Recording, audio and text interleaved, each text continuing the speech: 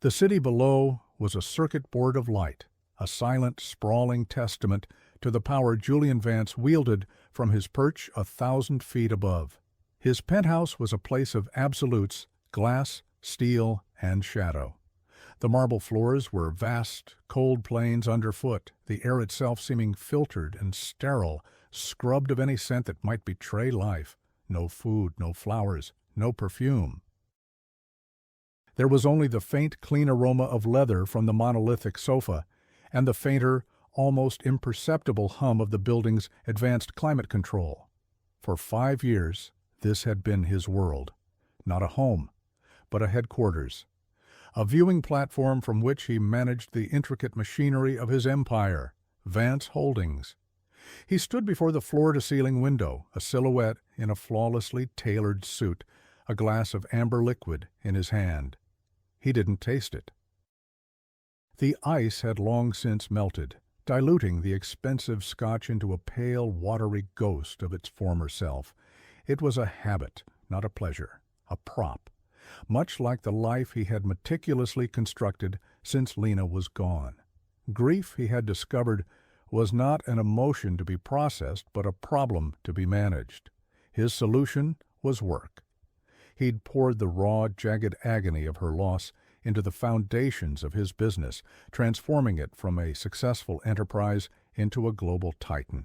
He worked until exhaustion clouded his thoughts, until the numbers on a screen were the only things he could see, until the memory of her laugh or the scent of paint on her clothes was buried under layers of acquisitions, mergers, and market projections. He had built a fortress of success around the hollow space she had left, and he had convinced himself it was impenetrable. But tonight a crack had appeared. A small, insignificant fissure, yet it ran deeper than any he had ever known. His driver, a stoic man named Peterson, had taken a different route back from the office, trying to bypass a multi-car pileup on the main thoroughfare. They had been crawling through a part of the city Julian hadn't seen in years, a neighborhood of low-slung brick buildings, their fire escapes tracing intricate patterns of rust against the aging facades. It was a world away from the gleaming spires of the financial district. And there, in a small, city-run playground, a sad little square of wood chips and faded plastic, he had seen her. It was the streetlights that had first illuminated her, casting a sodium-orange glow on a tiny figure curled on a park bench, a child, sleeping, alone. A knot of civic indignation had tightened in Julian's chest.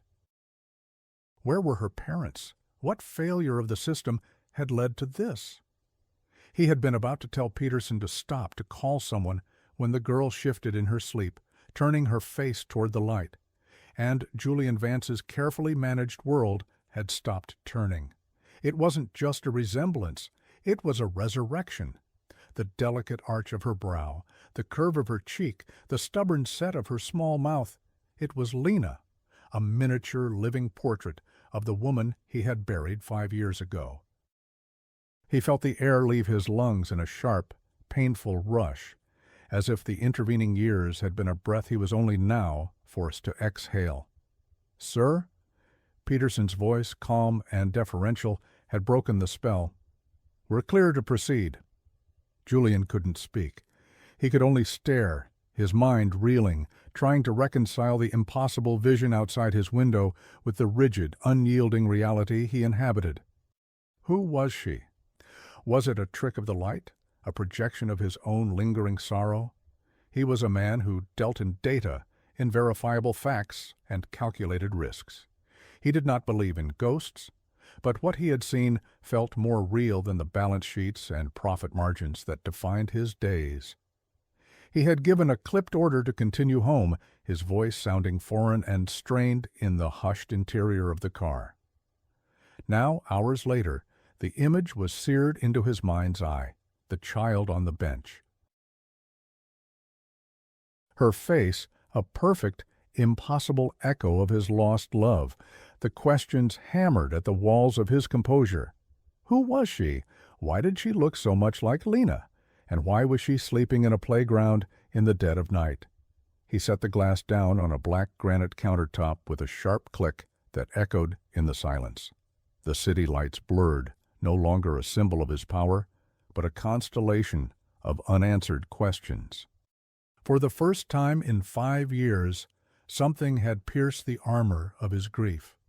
A small girl sleeping on a park bench had laid siege to his fortress, and Julian Vance, the titan of industry, felt the foundations beginning to tremble. He didn't know it yet, but his life of calculated control was over. A mystery had been born in the heart of the city, and he knew, with a certainty that chilled him to the bone, that he would not rest until he had solved it. The following morning, Julian's routine was shattered. He normally woke at 5 a.m., his mind already cycling through market analytics from the Asian exchanges. But today he had slept fitfully, plagued by dreams of a small face in a sea of darkness. He bypassed his usual breakfast meeting, canceled a conference call, and summoned a man who operated in the shadows his own life had long since left behind. Arthur Finch was not on the Vance Holdings payroll. He was a ghost himself, a private investigator whose name was passed in whispers among the city's elite for his absolute discretion and unnerving efficiency. He arrived not at Julian's office, but at the penthouse, a compact man in a rumpled suit who seemed to absorb the light rather than reflect it. "Mr. Vance," Arthur said, his voice a low gravel. He surveyed the opulent space with a practiced, neutral gaze. Julian gestured to the sofa but remained standing, too restless to settle. "Last night my driver was diverted through the Warren Heights district, near the corner of Elm and 7th. There's a small public park there." Arthur listened, his expression unchanging, a man accustomed to strange and urgent requests at all hours. "I saw a child, a girl, maybe 5 or 6 years old. She was sleeping on a bench, alone." Julian's voice was clipped, betraying none of the turmoil that raged within him. He was giving an order, commissioning a report. He had to frame it that way, or the raw emotion of it would overwhelm him. "I want to know who she is. I want to know everything about her. Her name, her circumstances, who she lives with. I want to know why she was there." "Is this a philanthropic inquiry, sir?" Arthur asked, his eyes sharp. "Shall I involve social services?" "No," Julian said, the word coming out faster and harder than he intended. "No, this is a private matter. Your eyes only. I need information, Arthur, that's all." Arthur gave a slight, almost imperceptible nod. "I'll need a more precise time, between 10:40 and 10:50 p.m. "I'll have something for you by evening," the investigator said. He didn't ask why a billionaire was suddenly obsessed with a child in a rundown park. His job was not to ask why, but to find out who, what, and where. That was why Julian had hired him. The day was an exercise in futility. Julian sat in his office, the cityscape a meaningless backdrop, his focus completely gone.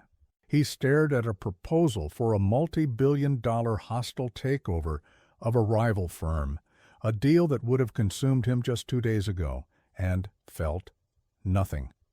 The intricate legal and financial strategies felt like children's games. All he could see was that small, vulnerable form on the bench. He saw Lena's face. Was he losing his mind? Was 5 years of repressed grief finally manifesting as a full-blown delusion? He pulled open a drawer in his vast obsidian desk. Beneath a stack of files was a small, velvet-lined box. He opened it. Inside lay a small, intricately carved wooden bird, a starling, its wings half spread as if in mid-flight. Lena had carved it for him.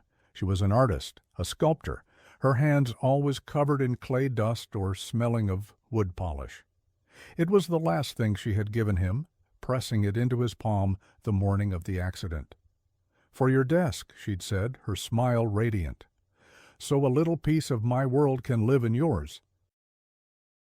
The smooth, dark wood was a stark, organic contrast to the cold, hard lines of his office.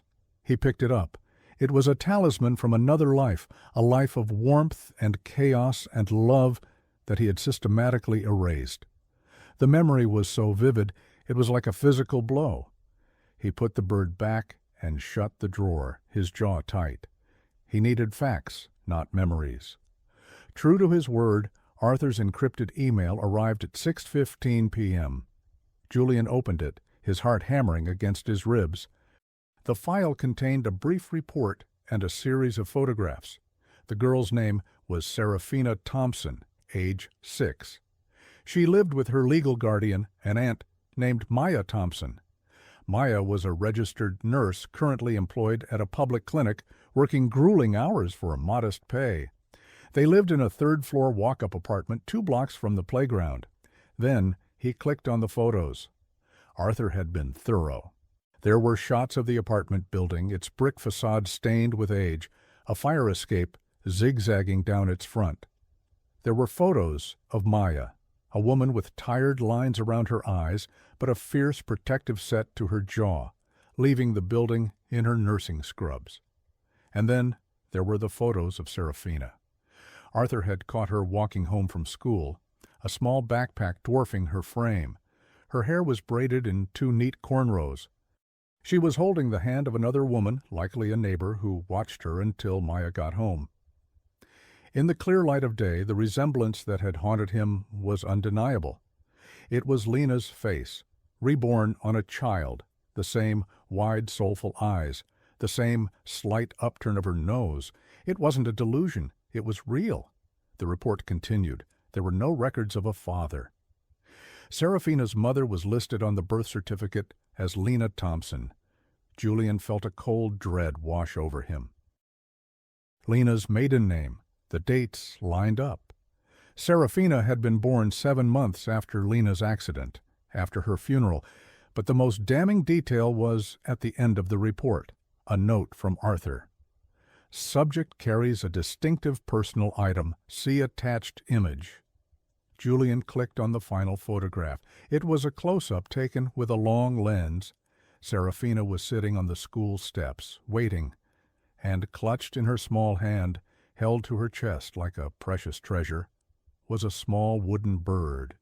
It was worn with age and handling, its details softened, but it was unmistakably a starling, a perfect match to the one in his desk drawer. Julian leaned back in his chair, the breath leaving him in a ragged gasp. The screen blurred. It couldn't be. Lena was gone. He had attended her funeral, stood graveside as they lowered a polished mahogany casket into the earth. His family, her family, everyone had been there. Maya had been there, weeping, and yet the evidence was irrefutable. The face, the name, the starling. He had to get closer. He had to see her, speak to her. But how? He couldn't just appear at their door, a billionaire demanding answers from a struggling nurse. He needed a pretext, a way to observe them without revealing the maelstrom of confusion and dawning, terrifying hope that was tearing him apart. He thought of the playground. It was their territory, a place she felt a connection to. He would go there. He wouldn't be Julian Vance, CEO. He would be just a man, sitting on a bench, watching the world go by. He had to see with his own eyes, hear with his own ears. He had to understand. The investigation was no longer Arthur's, it was his. And it was no longer about a mysterious child. It was about the impossible, heart-shattering possibility that he had a daughter. The next day, Julian did something he hadn't done in over a decade. He put on a pair of simple gray trousers, a plain dark blue sweater, and a worn baseball cap. He left his driver and his limousine behind and took a public taxi, the unfamiliar vinyl of the seat and the chatter of the dispatcher feeling like artifacts from a foreign country. He got out several blocks away from the park and walked, the sounds of the neighborhood, distant sirens, children shouting, music spilling from an open window, a stark contrast to the funereal silence of his penthouse. The park was small and showing its age. The paint on the slide was peeling, and one of the swings had a chain looped over the top bar, out of commission. But it was clean, and in the late afternoon sun, it was filled with life. Mothers sat on the benches, chatting, while their children swarmed the climbing frame. Julian found an empty bench at the edge of the park, partially obscured by a large oak tree. He felt exposed, an intruder in this small communal world. He kept his head down, the brim of his cap pulled low, and waited. His heart pounded with a mixture of dread and anticipation. After about 20 minutes, he saw them. Maya Thompson, still in her nurse's scrubs, walked into the park holding the hand of the little girl from the photographs. Serafina, his daughter? The thought was a wild, untamed thing in his mind. Serafina let go of her aunt's hand and ran toward the swings, her laughter a bright, clear sound that seemed to cut through the city's drone. Julian's eyes locked onto her. She was small for her age, but she moved with a quick, determined energy. She pumped her legs, soaring higher and higher, her face tilted up to the sky, a picture of pure, unadulterated joy. Julian watched, mesmerized. He studied every detail, the way her braids flew out behind her, the scuff marks on her little sneakers, the focused concentration on her face as she tried to go even higher. He felt a strange, unfamiliar ache in his chest. It wasn't the sharp pain of grief he knew so well. This was something else. A hollow space he hadn't even known was there, now echoing with longing. Maya sat on a bench opposite him, pulling a book from her bag but keeping her eyes on Sarah. Her face, which had looked so weary in the photos, was softer now, a gentle smile playing on her lips as she watched her niece. Julian could see Lena in her too, the same bone structure, the same protective warmth in her gaze. He stayed for over an hour, a silent observer on the periphery. He watched as Sarah tired of the swings and moved to the sandbox, where she began to meticulously build a lopsided castle. At one point, a bigger boy ran past and accidentally kicked the wall of her creation, tumbling it into a heap of sand. The boy didn't even notice. Sarah just looked at the ruins for a long moment, her small shoulders slumping. Julian felt an irrational surge of anger at the careless boy. He wanted to stride over there, to tell him to watch where he was going, to help this little girl rebuild her castle. But then Sarah took a deep breath, picked up her small plastic shovel, and simply started again. Patiently, methodically, she began to build a new wall. There was no crying, no tantrum, just a quiet resilience that struck Julian with the force of a physical blow. In that small gesture, he saw a strength he hadn't seen in most of the powerful men he dealt with every day. Finally, Maya called out that it was time to go. Sarah carefully patted down her new castle, stood, and brushed the sand from her pants. She ran to her aunt, taking her hand. As they walked toward the exit, they passed directly in front of Julian's bench. For a terrifying second, his eyes met Maya's. He saw a flicker of recognition, or perhaps just suspicion, a quick appraising glance at the stranger sitting alone on the bench. He quickly looked down, his heart racing. He heard their footsteps fade. When he looked up again, they were gone. The park felt suddenly empty, the light beginning to fail. Julian sat there for a long time, the image of Sarah patiently rebuilding her castle replaying in his mind. He had come for answers, but he had found something far more potent, a connection, an undeniable, terrifying, and deeply profound pull toward this small, resilient child who had Lena's eyes and a strength all her own. He knew what he had to do.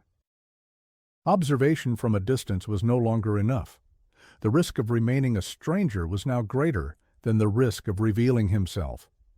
He needed definitive proof. He went home and made another call to Arthur Finch.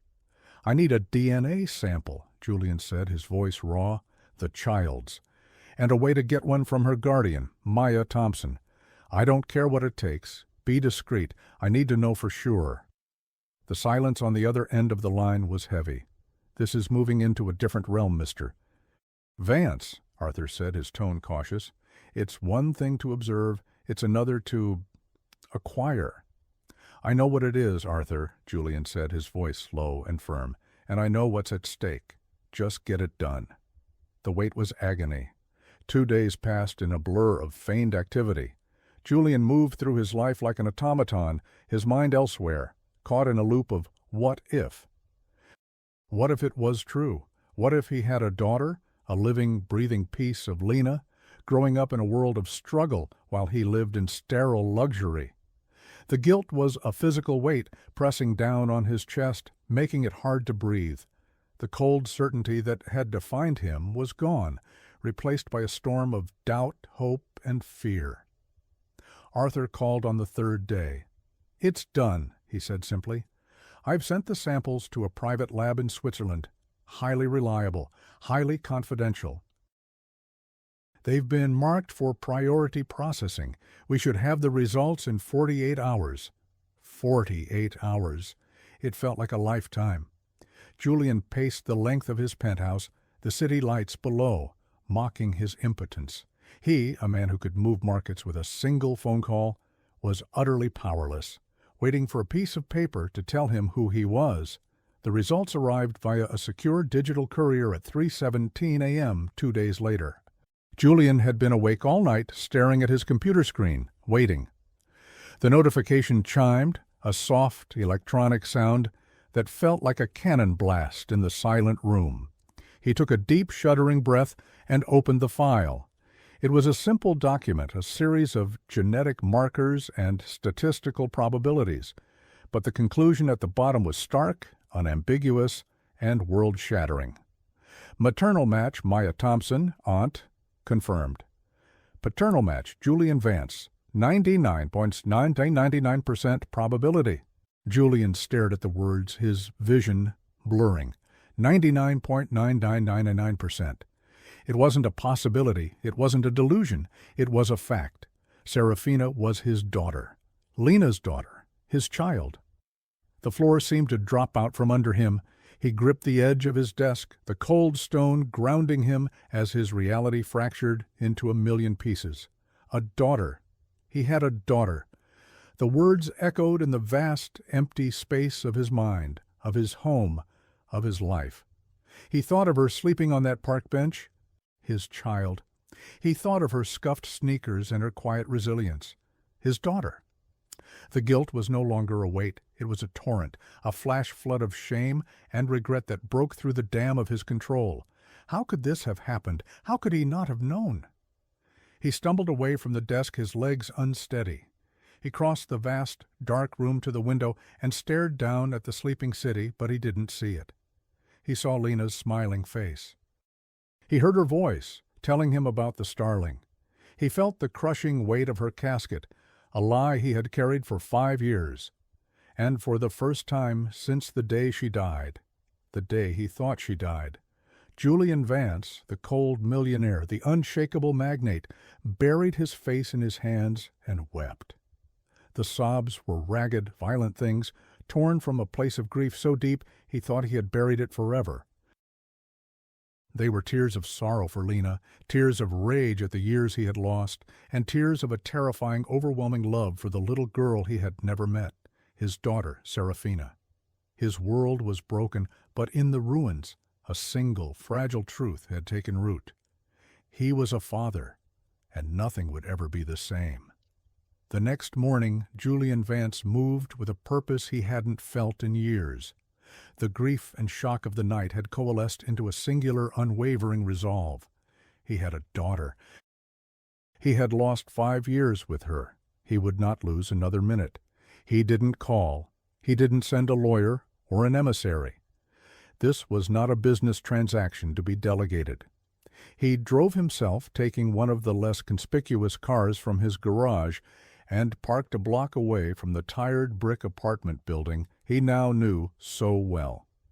He walked to the entrance, his heart a frantic drum against his ribs. He checked the faded tenant list next to the mailboxes. Thompson, 3B. He climbed the 3 flights of stairs, the air growing thick with the scent of stale cooking and disinfectant. The wooden steps groaned under his expensive shoes. Each step was a step away from his old life, a step toward an unknown and terrifying future. He reached the third-floor landing and stood before the door to apartment 3B. The paint was peeling around the edges, and a small hand-drawn picture of a yellow sun was taped at a child's eye level. He raised his hand to knock, then hesitated. What would he say? "Hello. I'm the billionaire you probably think abandoned your sister, and by the way, I've just discovered the child you're raising is mine?" The absurdity, the sheer audacity of it, was overwhelming. But the image of Sarah on that park bench burned in his mind, fueling his nerve. He knocked. The sound was too loud in the quiet hallway. He heard movement inside, then the scraping of a security chain. The door opened a few inches, and Maya Thompson peered out, her face guarded.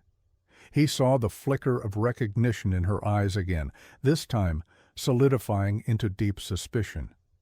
She remembered him from the park. "Can I help you?" she asked, her voice cool and professional, the tone of a nurse dealing with a difficult patient. "Maya," Julian said, his own voice sounding rough. "My name is Julian Vance. We need to talk. It's about Lena." Her face hardened instantly. The guardedness turned to a flinty, cold anger. "There's nothing to talk about, not with you. You need to leave." She started to close the door. "Please," Julian said, his hand instinctively moving to stop the door. But he checked himself. He couldn't force this. It's about Serafina, too. At the mention of her niece's name, Maya froze. Her knuckles were white where she gripped the door. "What about her? You stay away from her." "I know," Julian said, his voice dropping, pleading. "I know she's my daughter." The silence that followed was absolute. Maya stared at him, her expression a maelstrom of shock fear and a deep simmering rage. She slowly unlatched the chain and pulled the door open. "Get in," she whispered, her voice trembling with fury, "before you make a scene and scare the child." The apartment was small, meticulously clean but worn. The furniture was mismatched and threadbare, the rugs faded. Yet there were signs of life and love everywhere. A stack of children's books on the coffee table, Sarah's crayon drawings pinned to the wall, a half-finished puzzle on a small table in the corner. It was a home, in a way his palace of glass and steel could never be. It smelled of cinnamon and laundry soap. "Where is she?" Julian asked, his eyes scanning the room. "With a neighbor," Maya snapped, crossing her arms over her chest. "Now talk. How did you find us? And what is this insanity about her being your daughter?" Her denial was fierce, but Julian could see the panic in her eyes. "The resemblance was impossible to ignore," Julian began, choosing his words carefully. "I hired someone to find out who she was, and then I ran a DNA test." Maya's face went pale. "You had no right." "I had every right," Julian countered, his own control starting to fray. "She is my child, Maya. My child, who I thought was lost to me forever because her mother was dead. I went to her funeral. I mourned her. What is this? What have you done?" The anger drained from Maya's face, replaced by a profound, bone-deep weariness. She sank onto the worn sofa, as if her legs could no longer support her. She looked up at him, and for the first time, he saw not an obstacle, but a woman drowning in her own sea of impossible choices. "She's not dead, Julian," Maya said, her voice barely a whisper. The words hung in the air, heavy and unbelievable. Julian stared at her, uncomprehending. "What?" "Lena, she's not dead," Maya repeated, her eyes filling with tears. "She's in a long-term care facility upstate. She has been for 5 years. She never woke up after the accident." The world tilted on its axis. Julian stumbled back, groping for the wall to support himself. Not dead? In a coma? His mind couldn't process it. "But the funeral, the casket, my father—" "Your father," Maya said, a bitter laugh escaping her lips. "Your father is a very powerful man, After the accident, the doctors told him Lena's brain damage was catastrophic. They said she would never recover, that she was, for all intents and purposes, gone. He decided you couldn't handle it, that watching her waste away in a hospital bed would destroy you. He wanted a clean break for you. Julian felt sick, his own father. Had his grief been so transparent, so pathetic, that his father felt the need to orchestrate such a monstrous lie? He paid for the funeral, Maya continued, her voice gaining strength from the long-buried injustice. An empty casket. He paid me. He offered me a sum of money that could have changed my life. He told me to disappear, to let you grieve and move on. He said he would handle Lena's arrangements. And you took it? Julian asked, the accusation thick in his throat. I refused, Maya said, her eyes flashing with renewed fire. I told him to go to hell. I wasn't going to abandon my sister. But 2 weeks later, at the hospital, they found out she was pregnant. It was a miracle the baby survived the trauma. They delivered Serafina by C-section at 7 months. She was so small, Julian, so fragile. Julian sank into a nearby chair, his head in his hands. A baby, born while her mother was in a coma. His baby. I tried to tell your family, Maya said, her voice cracking.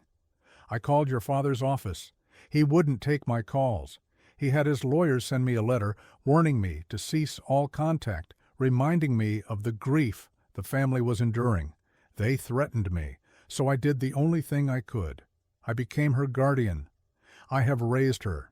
I have taken her to see her mother every single Sunday for 5 years, so she knows her face, so she can hear her voice on the recordings I play.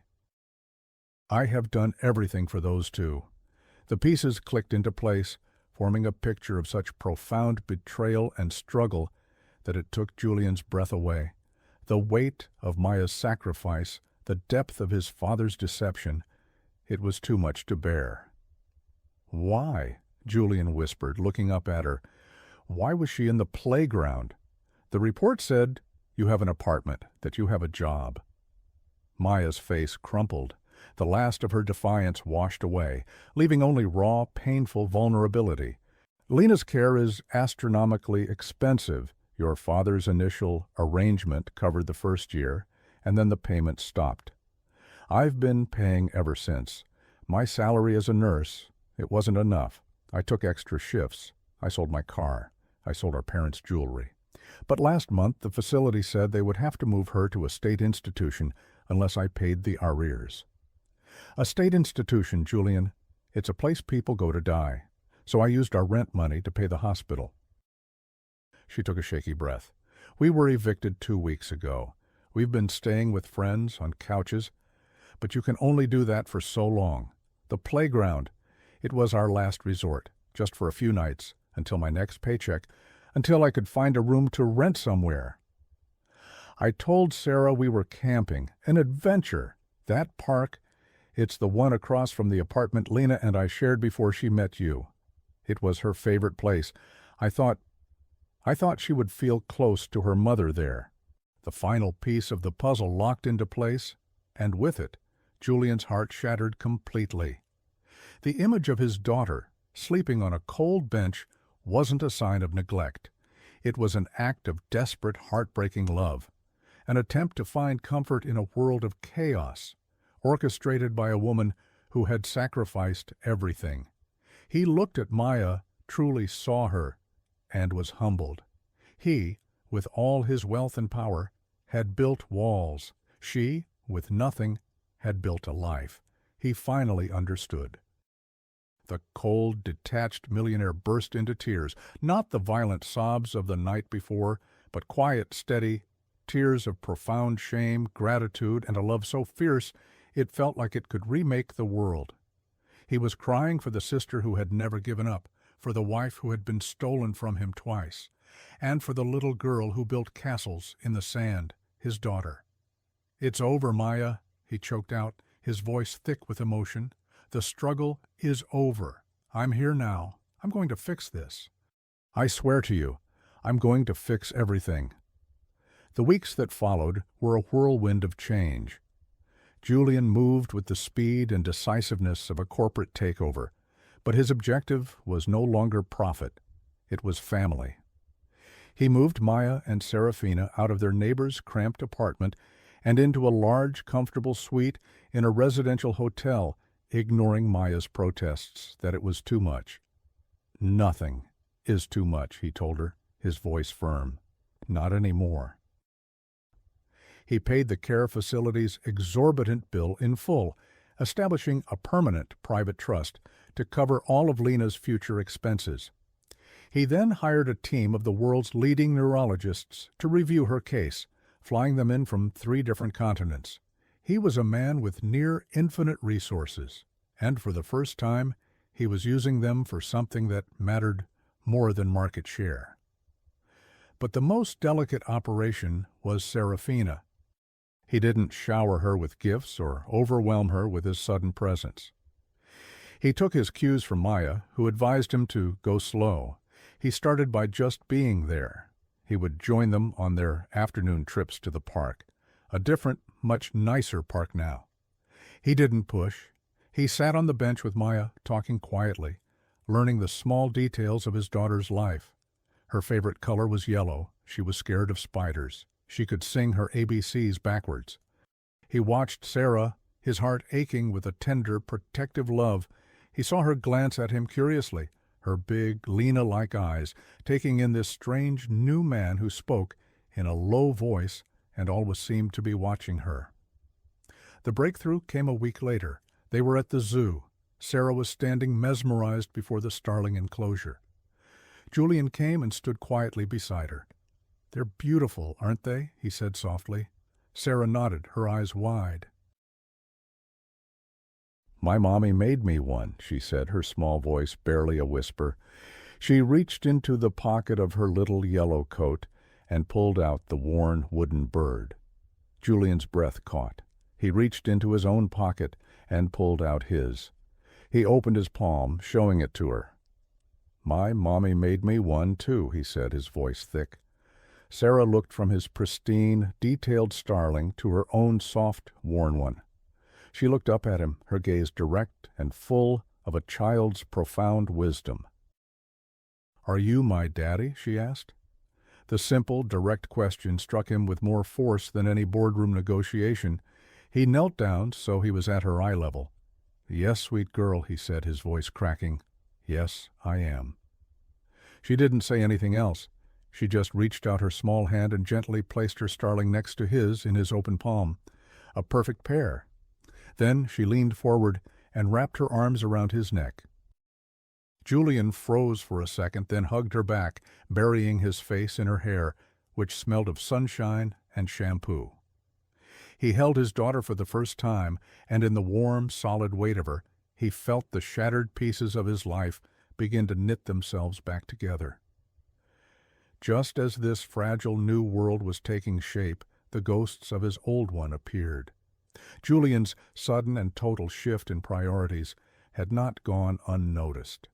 His prolonged absences from the office, his canceled meetings, his redirection of vast personal funds, it all sent ripples through the granite towers of Vance Holdings, and no one watched those ripples with more interest than Marcus Thorne. Thorne was a senior vice president, a man whose ambition was matched only by his resentment of Julian. He saw himself as the true heir to the company, sidelined by nepotism. Julian's apparent breakdown was the opportunity he had been waiting for. He hired his own investigator, a less scrupulous version of Arthur, and soon had the entire story. The secret child, the comatose wife, the millions being funneled into medical care. He saw weakness, he saw leverage. The attack came during the final preparations for a massive, company-altering merger that Julian had been orchestrating for over a year. It was the crowning achievement of his career, the deal that would cement his legacy. Thorne called an emergency meeting of the board of directors. Julian, alerted by his loyal COO, knew what was coming. The meeting was scheduled for 10 o'clock on a Tuesday morning. The same morning, the team of neurologists were scheduled to perform a high-risk experimental procedure on Lena, a new type of neural stimulation that they believed had a small but real chance of waking her from her 5-year slumber. The choice was stark, absolute: his empire or his family. The old Julian wouldn't have hesitated. The deal was everything. But the old Julian was gone. He was in the hospital waiting room with Maya and Sarah when his laptop chimed, signaling the start of the video conference. Maya gave him a worried look. Sarah, sensing the tension, came and leaned against his leg, her small hand finding his. He squeezed it gently. He enabled his camera. He saw the faces of the board members, grim and expectant, arranged around the vast mahogany table in the conference room he had designed. He saw Marcus Thorne standing at the head of the table, a smug, predatory look in his eyes. "Julian," Thorne began, his voice oozing false concern, "we're all worried about you. These reports, your erratic behavior, your absenteeism, this sudden and frankly bizarre obsession with this woman and child. The company is at a critical juncture. It requires a steady hand. The board has prepared a motion to have you temporarily step aside, to place you on medical leave while I assume interim control." Thorne launched into his presentation, showing financial charts, attendance records, and veiled reports about Julian's distractions. He was painting a picture of an unstable leader, a man crumbling under pressure, unfit to lead them through the merger. Julian listened silently, his face unreadable. He looked away from the screen at the closed door of Lena's room. He looked down at Sarah, who was watching him with absolute trust in her eyes. Everything he had ever wanted, everything he had ever valued, was in this sterile hospital corridor. The empire of glass and steel felt like a distant, meaningless dream. Thorne finished his damning presentation. "So, you see, gentlemen, it is with a heavy heart that I must ask the board to vote on this motion." All eyes on the screen turned to Julian, waiting for his defense, for the explosion, for the fight. Julian leaned forward. He looked directly into the camera. His voice, when he spoke, was calm and clear. "You're right, Marcus," he said. A wave of shock rippled through the boardroom. Thorne looked momentarily stunned. "My priorities have shifted," Julian continued. "You are talking about share prices and profit margins. I am in a hospital, waiting to see if the woman I love will wake up. I am sitting next to a daughter I never knew I had. You are fighting for control of a company. I am fighting for a life I almost missed completely." He smiled, a genuine, tired smile. "So, you can have it. The company, the merger, the title. You can have it all." He reached forward and ended the call, plunging the boardroom into stunned silence. He closed the laptop. He felt a profound sense of release, as if he had just shed a heavy, suffocating skin.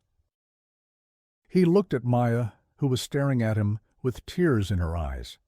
"Julian," she whispered, full of awe. Before she could say more, the door to Lena's room opened. The lead neurosurgeon stepped out, pulling off his surgical mask. He looked tired, but his eyes were bright. He looked at Julian. "Mr. Vance," he said, a slow smile spreading across his face. "I think you should come in. There's someone who wants to see you." 1 year later, the afternoon sun spilled across a sprawling green lawn, dappling the leaves of a magnificent old oak tree. The air was filled with the scent of freshly cut grass and blooming roses. It was not the cold, sterile perfection of the penthouse, but the warm, lived-in beauty of a home. Julian, dressed in jeans and a simple cotton shirt, was on his hands and knees in a patch of dirt, showing a giggling Serafina how to plant a tomato seedling. His hands, once accustomed only to the weight of a pen or the cool glass of a Scotch tumbler, were covered in rich, dark earth. A woman with short, dark hair and eyes that held the same light as her daughter's watched them from a comfortable chair on the stone patio. Lena. Her recovery had been a long, arduous journey, a slow process of reclaiming memories and strength. But she was here. She was laughing. She was whole. Maya sat beside her reading a novel, a picture of peaceful contentment. Julian's COO had, in the end, proven more cunning and more loyal than Thorne had anticipated. He had allowed the vote to proceed, then immediately called a second emergency shareholder meeting where he presented damning evidence of Thorne's own long-term corporate espionage, gathered by the ever-efficient Arthur Finch. Thorne was ruined, ejected from the company in disgrace. The board, humbled and loyal, had begged Julian to return. He had, but on his own terms. He worked from home 3 days a week. He never missed dinner. He was a CEO, but he was a father and a husband first. He had found a wealth far greater than any number on a balance sheet. It was in the warmth of his daughter's hand, in his, the sound of his wife's laughter, the quiet peace of a shared afternoon. Sarah patted the dirt around the small plant and looked up at him, her face beaming. "We did it, Daddy." "We sure did, sweet girl," Julian said, his heart full to bursting. He looked over at Lena, who met his gaze with a look of such profound love, it still made his breath catch. He had lost everything, only to find that, in doing so, he had gained the entire world. The ghosts of the past were finally at peace, and the future was as bright and hopeful as a new garden waiting to grow.